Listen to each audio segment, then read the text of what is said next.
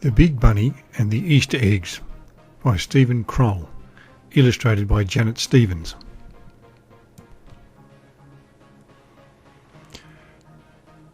Wilbur the Easter Bunny has a cold.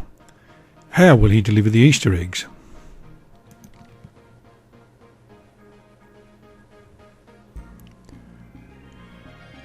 Wilbur was very big and very tall.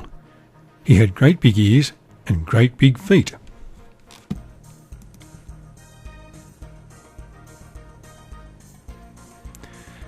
And that was why he was chosen to be the Easter Bunny.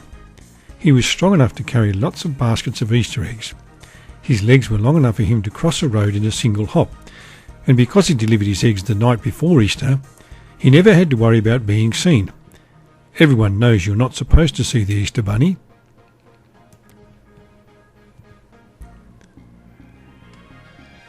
This Easter, Wilbur had done all his work early.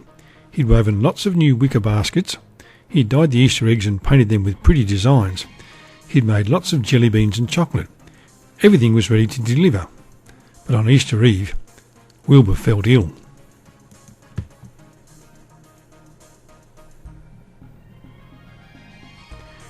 His head was stuffed up and his nose was runny. His throat was sore and he had a temperature.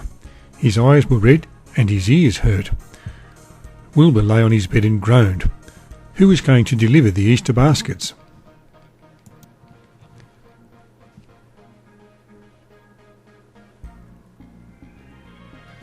Hours went by. It was getting very late. Wilbur's rabbit friends came and banged on his door. "Wilbur!" shouted Hector. "Wilbur, you have to get going!" "Wilbur!" shouted Francine. "Wilbur, it's after midnight!" "Wilbur!" shouted Charles and Henrietta. "Wilbur, if you don't go soon, the children won't have any Easter eggs!"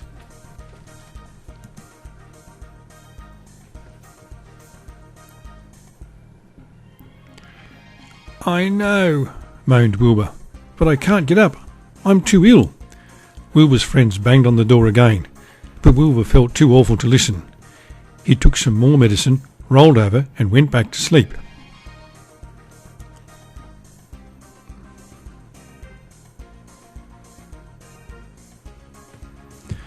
Charles and Henrietta talked things over with Hector and Francine. Something had to be done. If Wilbur wasn't going to deliver the Easter eggs, they would have to deliver them for him. Hector and Francine loaded themselves up with Easter baskets. Charles and Henrietta did the same. The baskets were so heavy they could hardly walk.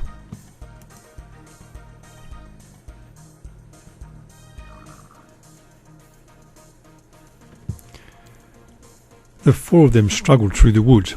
"Hector," said Francine. "Hector, I can hardly see." "That's all right," said Hector. "Just try to follow me, Francine."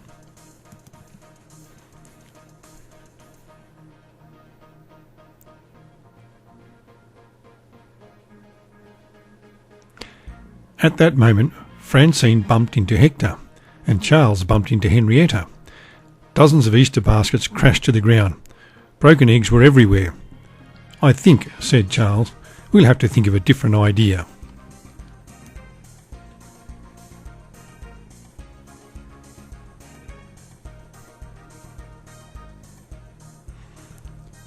He and Henrietta went to get her red wagon.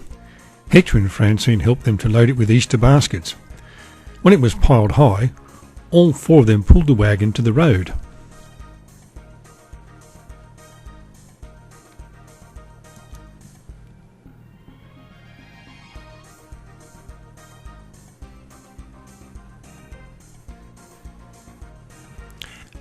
Suddenly, the wagon hit a rock and turned over.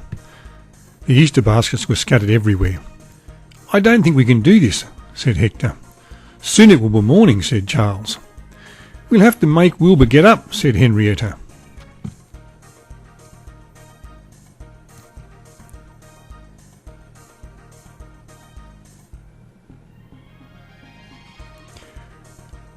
When his four rabbit friends got back to his burrow, Wilbur was still asleep. As they pounded on his door again, he opened one eye. "Wilbur!" shouted Charles. "Wilbur, you have to deliver the eggs yourself." "Wilbur!" shouted Francine. "Wilbur, there isn't much time left." Wilbur lay in bed grumbling. He blew his nose and coughed. Hector and Francine ran into the burrow and dumped Wilbur on the floor.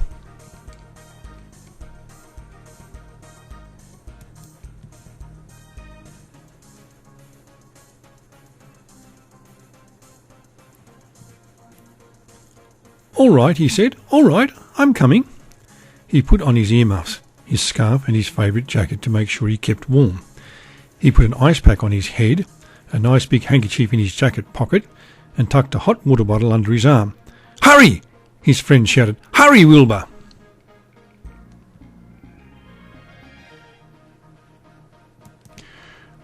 Wilbur shuffled to the door. "I'm going to do this because it's my duty," he said, "but you're going to have to help me." "Of course," said Hector. "Certainly," said Francine. "We're your friends," said Charles and Henrietta. Together they helped Wilbur load himself up with Easter baskets. In a moment there were baskets up and down his legs and around his ears. Finally he was ready. Wilbur struggled out into the woods with his friends pulling the red wagon behind him. He knew he'd have to hurry. It was almost daylight, but his joints ached and his head hurt. His nose was running and his cough was getting worse.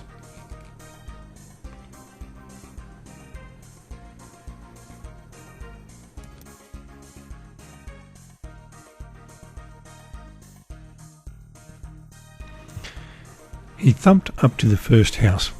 Everyone was fast asleep. He left 2 baskets of eggs on the front doorstep.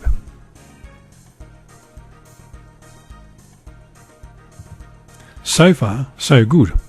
At the next house, he crept inside and left a basket by a little boy's bed.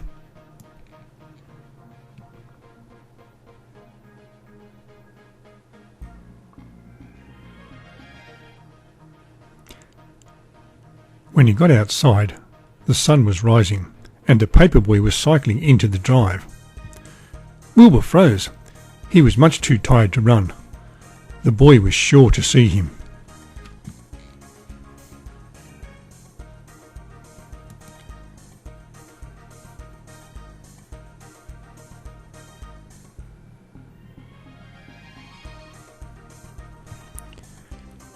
At that moment, Francine jumped up and grabbed the newspaper out of the boy's hand. She tossed it to Hector, and the 2 of them thumped off across the yard. "Hey!" yelled the boy. "Come back with that newspaper!" And he ran after Hector and Francine, allowing plenty of time for Wilbur to escape.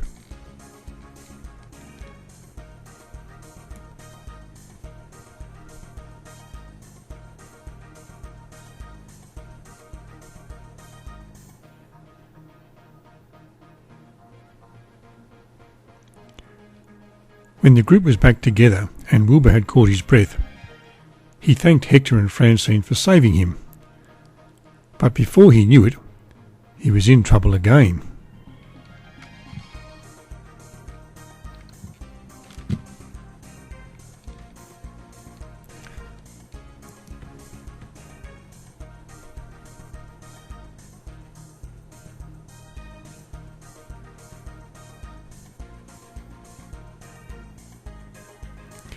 Three houses later, he was leaving a little girl's room when he had to sneeze. He reached for his handkerchief, but not in time to prevent a large "Achoo!" The little girl sat up.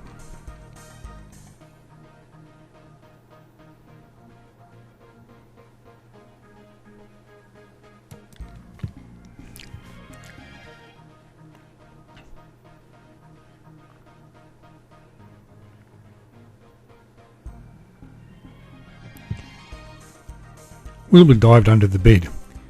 His ears and his feet stuck out. Any second he'd be seen. Then Charles and Henrietta pulled the covers over the little girl's head. Wilbur jumped up and ran out of the house. That had been close.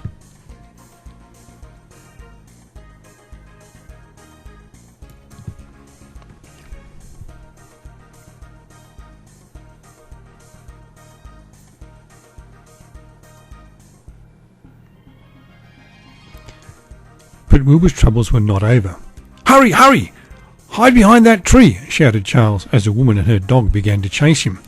"Hurry, hurry! Jump into that bush!" shouted Hector as he and Charles distracted the park keeper.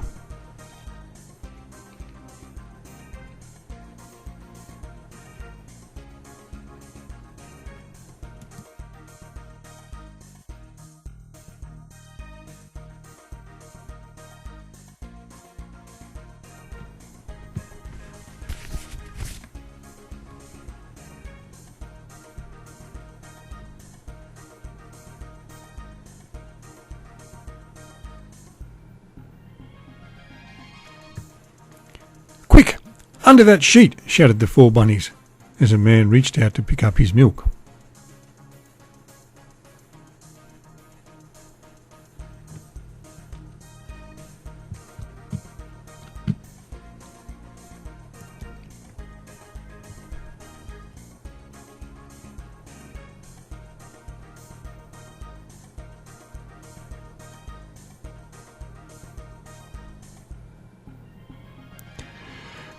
With so much hiding and diving to do, Wilbur left a lot of his baskets in very odd places. But finally they were all delivered.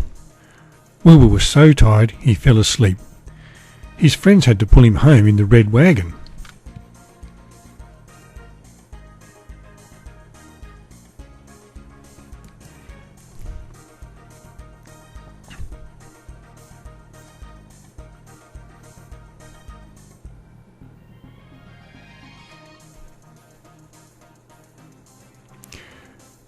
When the children started looking for their Easter baskets, they found them under bushes, on fence posts, and hanging from trees.